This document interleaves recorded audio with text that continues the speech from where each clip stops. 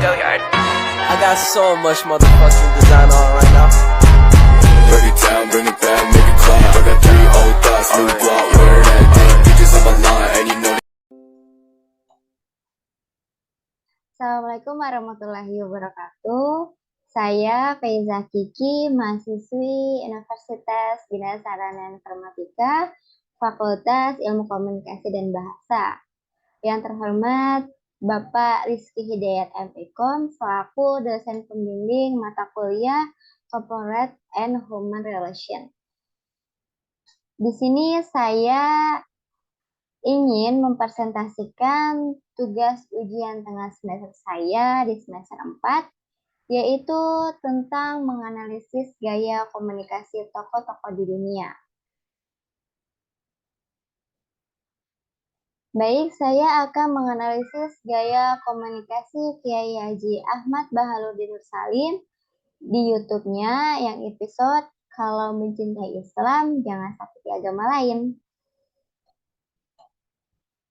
Rangkuman yang saya ambil yaitu Islam dan juga dakwah adalah dua hal yang tidak dapat dipisahkan. Karena dengan adanya dakwalah Islam maju dan berkembang. Oleh karena itu, agar dakwah dapat terlaksana sesuai dengan apa yang diharapkan, maka seorang dai hendaknya mempersiapkan segala hal yang diperlukan saat ingin berdakwah. Begitu juga dengan komunikasi merupakan suatu proses untuk menstimulasi dari seorang individu terhadap individu lainnya dengan menggunakan lambang-lambang berupa lambang kata untuk mengubah tingkah laku. Dari kacamata komunikasi, jelas bahwa dakwah Islamiyah termasuk ke dalam upaya komunikasi dalam rangka mempengaruhi individu atau komunal, agar mereka dengan sadar juga yakin akan kebenaran Islam yang ingin menganutnya, serta memperdalam pengetahuan agama Islam.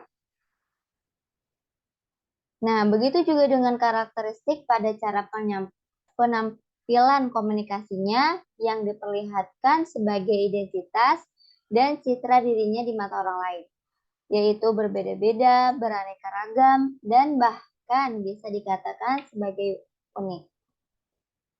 Gaya komunikasi ialah jendela untuk memahami bagaimana dunia memandang seseorang sepenuhnya sebagai suatu kepribadian yang unik. Oleh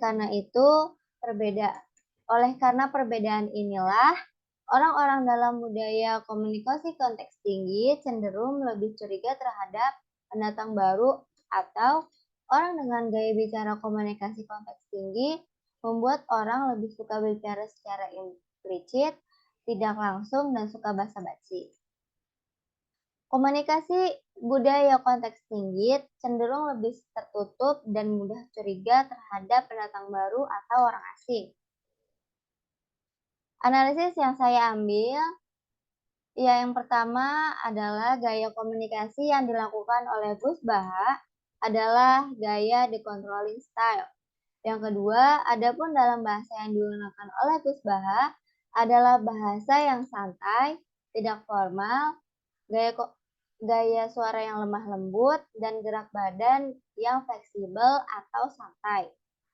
Yang tiga, kelebihan dari gaya komunikasi Gus Baha adalah penggunaan bahasa yang santai, serta pengemasan yang menarik sehingga membuat mad'u betah untuk mendengarkannya.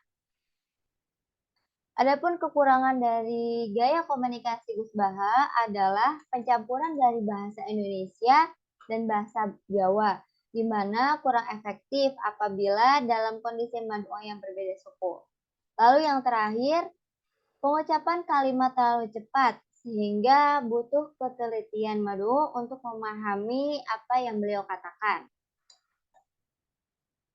Lalu penjelasan the controlling style, yaitu gaya komunikasi yang bersifat mengendalikan, ditandai dengan adanya suatu kehendak atau maksud untuk membatasi, memaksa, dan mengatur perilaku, pikiran, dan tanggapan orang lain. Contoh, orang dengan gaya komunikasi ini dikenal dengan komunikator satu arah atau one-way communication. Nah, kesimpulan dari presentasi saya yaitu gaya komunikasi Kiai Haji Baharudin Nur Salim, Kiai Haji Ahmad Baharudin Nur Salim dalam menyampaikan dakwahnya yaitu menggunakan gaya komunikasi the controlling style, di mana gaya komunikasi ini bersifat mengendalikan dan ditandai dengan adanya satu kehendak atau maksud membatasi, memaksa, serta menggunakan beberapa aspek gaya komunikasi seperti kiasan, serta permainan suara, mimik wajah, gerak badan, dan lain sebagainya. Komunikasi ini juga disebut dengan komunikasi satu arah. Berikut dokumentasi yang saya ambil. Sekian dari presentasi saya, kurang lebihnya mohon maaf. Terima kasih. Wassalamualaikum warahmatullahi wabarakatuh.